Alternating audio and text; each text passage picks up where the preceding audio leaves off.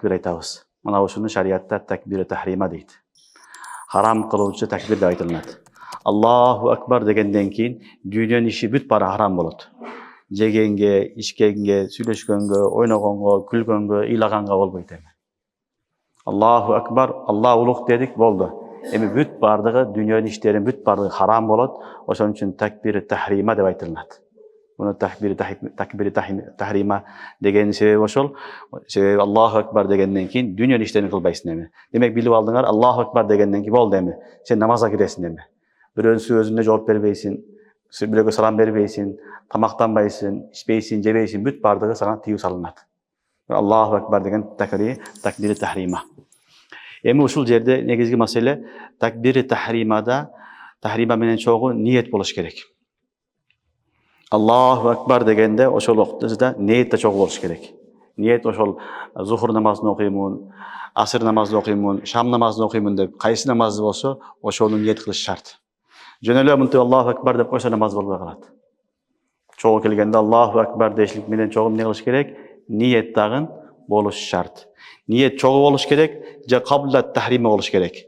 Tahrimadan aldın boluş gerek. Sen namaza kelding, kolunu dağıldığında ki niyet kıldın. Niyet bolboyt. Sen kirip atkanda niyet boluş gerek namazga. Oşon üçün Allahu akbar degende jakşısı takbir tahrima menen çoğu niyet boluş gerek. Takbir tahrima menen çoğu niyet bolsa jok degende oşodan aldın niyet boluş gerek. Aldın niyet kılasın keyin Allahu akbar deysin, bul da jarayt. Takbir aytkandan keyin ana namazga koldu baylap alıp ana niyet kılsaң bul namaz jarabayt. Bul namaz emes. Sen başında niyet kılıp kirgen joksun. Oşon üçün takbir tahrimadagı eng birinci mesele Allahu akbar degende koldu kötörүү menen çoğu niyet de çoğu boluş gerek. Je tahrimadan aldın, je çoğu boluş gerek. Eger kийин bolsa al jarabayt.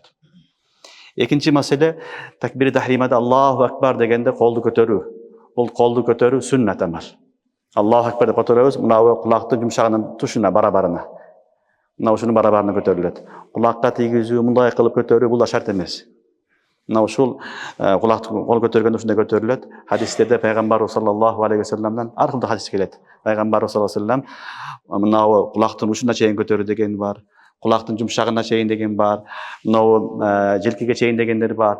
Oşonun barın top Hanafi ulamalar aytат, Allahu akbar degende mına barmaktарын kulaktın yumşağına gelet deydi. Mına sömöylördün uçu kulağın uçuna gelet deydi. Kalgan mına bilekler neye gelet? Jerkeğin düşünde bolot. Oşonda onday kılgan Allahu akbar dep büt hadiske amal kılgan bolabыз. Bardın toptogon bolabыз. Oşon üçün Allahu akbar deydi. Köp mынтип Allahu akbar deydi. Bul da tura emes. Allahu akbar degende mına alakan kıblana karaş gerek. Alakan da kıblana karaş gerek. Mına oşo kötörület Allahu akbar. Andan mындай kılıp turup koldu baylayыбыз.